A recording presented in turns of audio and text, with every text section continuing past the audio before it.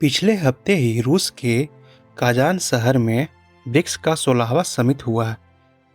BRICS के संस्थापक देश ब्राजील, रूस, भारत और चीन हैं। 2011 में इसमें दक्षिण अफ्रीका शामिल हुआ था। इसी साल जनवरी में ब्रिक्स का विस्तार हुआ। यूएई, ईरान, इथोपिया और मिस्र इसके नए सदस्य बने। इसके अलावा इस साल ब्रिक्स के पार्टनर देशों की घोषणा हुई, जिसमें तुर्की का भी नाम है। तुर्की के राष्ट्रपति रेचप तैयप अर्दोवान भी कजान पहुंचे थे। अर्दोवान ने यहाँ कहा कि वह ब्रिक्स गुट से अच्छे संबंध के लिए प्रतिबद्ध है। तुर्की को ब्रिक्स में शामिल किए जाने को लेकर भारत के विश्लेषक भी सवाल उठाते रहे हैं।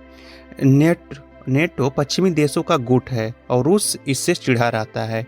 यूक्रेन नेटो में शामिल होना चाहता था और रूसी राष्ट्रपति पुतिन को यह बर्दाश्त नहीं था।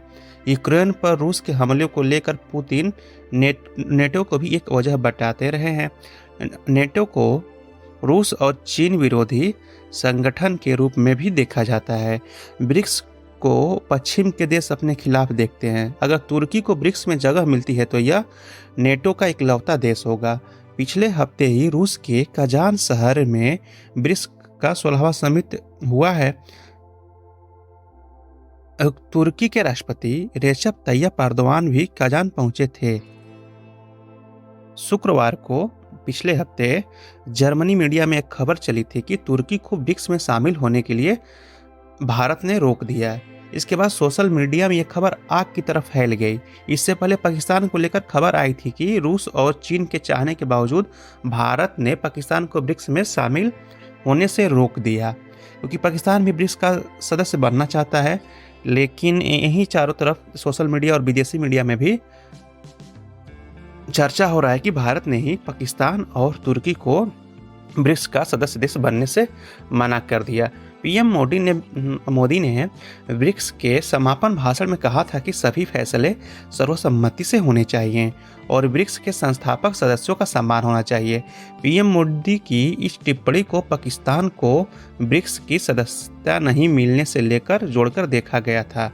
हालांकि भारत में पाकिस्तान के उच्चायुक्त रहे अब्दुल बासित बताते हैं कि पाकिस्तान ने ब्रिक्स की सदस्यता के लिए अप्लाई करने से पहले कोई होमवर्क नहीं किया था। पाकिस्तानी मीडिया भी कह रही है कि पाकिस्तान को ब्रिक्स में पार्टनर देश का भी दर्जा नहीं मिला। वहां पाकिस्तान ब्रिक्स की सदस्यता चाहता था। पाकिस्तान को लग रहा था कि रूस और चीन से ही सब कुछ हो जाएगा। भारत के बारे में उसे सोचना चाहिए था। हमारी कोशिश को भारत ने नाकाम कर दिया। जर्मनी मीडिया की रिपोर्ट आने के बाद सोशल मीडिया पर भी ये लोग कहने लगे हैं कि तुर्की और पाकिस्तान में दोस्ती है, इसलिए भारत ने तुर्की को रोक दिया। लेकिन तुर्की को रोकने में भारत के अलावा चीन का भी नाम लिया जा रहा है। रूस के एक और विश्लेषक का मानना है कि चीन को बीगर मुसलमानों पर तुर्की के रुख को लेकर नाराजगी है और भारत को पाकिस्तान से उसकी जुगलबंदी के कारण आपत्ति है। चीन में बीगर मुसलमानों के खिलाफ कथित अत्याचार को लेकर तुर्की हमेशा से मुखर रहा है और चीन को रास नहीं आता है। पहला कारण यह है कि ब्रिक्स अभी 4 नए सदस्यों ईरान, यूएई, इथोपिया और मिस्र को पूरी तरह से जोड़ने की कोशिश कर रहा है। इसी साल ब्रिक्स की पूर्णकालिक सदस्यता मिली थी। दूसरा कारण है कि चीन बीगर मुसलमानों पर तुर्की के रुख से खफा रहता है। इसके अलावा चीन और तुर्की की अर्थव्यवस्था को लेकर भी अलग अलग दृष्टिकोण रखता है। चीन को लगता है कि तुर्की ब्रिक्स डेवलपमेंट बैंक के लिए बोझ साबित होगा, लेकिन चीन की बेल्ट एंड रोड परियोजना में तुर्की की खास अहमियत भी है। इसके अलावा तीसरा कारण भारत को माना जा रहा है कि जिसके कारण तुर्की इसको शामिल नहीं किया गया। तुर्की की पाकिस्तान के साथ ऐतिहासिक करीबी है। दूसरी तरफ आर्मीनिया और अजरबैजान की लड़ाई में तुर्की और भारत बिल्कुल अलग अलग खड़े थे। भारत आर्मीनिया को हथियार दे रहा है और तुर्की अजरबैजान के साथ खड़ा है। ऐसे में भारत भी तुर्की को सदस्यता दिलाने के मामले में अनिच्छुक है। यूक्रेन में जंग छिड़ने से पहले तुर्की और रूस के संबंध बहुत संतुलित नहीं थे।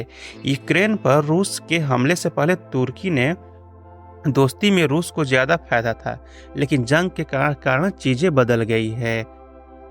पश्चिमी देशों के प्रतिबंध के कारण रूस ट्रांजिट पॉइंट के लिए तुर्की पर निर्भर हो गया है। रूस का कच्चा तेल रिफाइन नहीं हो रहा है और तुर्की के रास्ते यूरोप पहुंच रहा है। ऐसे में रूस पाबंदी के बावजूद तेल बेच पा रहा है।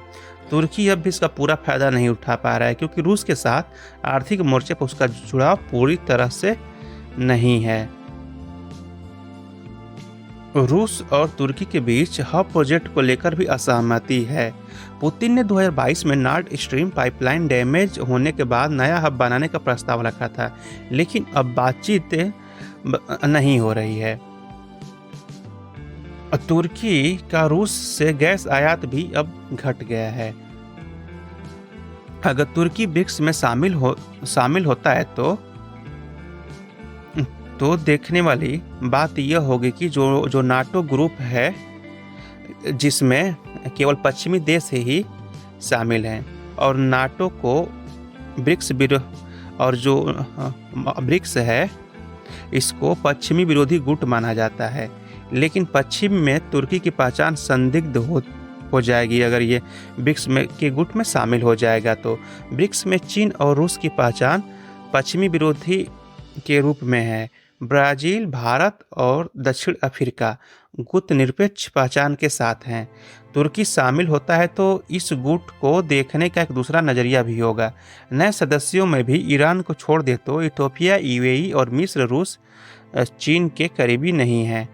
भारत के पूर्व विदेश सचिव और रूस में भारत के राजदूत रहे कंवल सिब्बल ने सितंबर महीने में लिखा था कि नेटो सदस्य के रूप में तुर्की ब्रिक्स में शामिल नहीं हो सकता है। यानी कि उनके भी कहने का मतलब ये था कि जब तक नेटो की सदस्यता तुर्की के पास है, तब तक वो ब्रिक्स में शामिल होना उसके लिए बहुत मुश्किल है।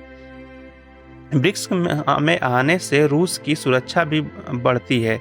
रूस के तुर्की से अच्छे संबंध हैं। रूस तुर्की की मदद जारी रख सकता है, लेकिन ब्रिक्स में शामिल किए जाने की योग्यता तय करनी चाहिए। भारत यह नहीं चाहेगा कि ब्रिक्स में वैसे देश शामिल हो उनके हितों में आड़े आते हैं। लेकिन रूस और तुर्की के अच्छे संबंध हैं। ऐसे में रूस तुर्की को ब्रिक्स में शामिल करने का समर्थन करता रहा है। एर्दोगान तुर्की की सत्ता में 2 दशक से ज़्यादा वक्त। वर्तमान स्थिति को देखते हुए यह कहना मुश्किल है कि तुर्की का ब्रिक्स में शामिल होना संभव होगा या नहीं। भारत और चीन के विरोध के बावजूद तुर्की ने यह साफ कर दिया है कि वह पश्चिमी और अन्य संगठनों के साथ संतुलित संबंध बनाए रखने का इच्छुक है। एर्दोगान की इसी रणनीति से तुर्की को वैश्विक स्तर पर एक नया स्थान मिल सकता है। अंततः यह देखना दिलचस्प होगा कि कैसे तुर्की का यह कदम वैश्विक राजनीति और विशेषकर ब्रिक्स संगठन को प्रभावित करता है। आपको क्या लगता है कि अगर पाकिस्तान और तुर्की को, जो कि हमेशा से भारत विरोधी रहे हैं, क्योंकि पाकिस्तान तो शुरू से भारत विरोधी रहा है और तुर्की उसका खुल करके साथ देता है, तो अगर दोनों ब्रिक्स में शामिल होते हैं तो निश्चित रूप से भारत के हितों पर टकराव आएंगे। तो भारत नहीं चाहेगा कि तुर्की और पाकिस्तान ब्रिक्स में शामिल हों। तो आपको क्या लगता है कि भारत ने पूरा कोशिश करके इस बार जो बैठक हुई थी ब्रिक्स देशों की, उसमें शामिल नहीं कराया, या कोई और कारण हो सकता है? तो हमको कमेंट करके ज़रूर बताइएगा। और वीडियो अच्छी लगी हो तो लाइक कर दीजिएगा और साथ ही चैनल को सब्सक्राइब भी कर दीजिएगा। धन्यवाद।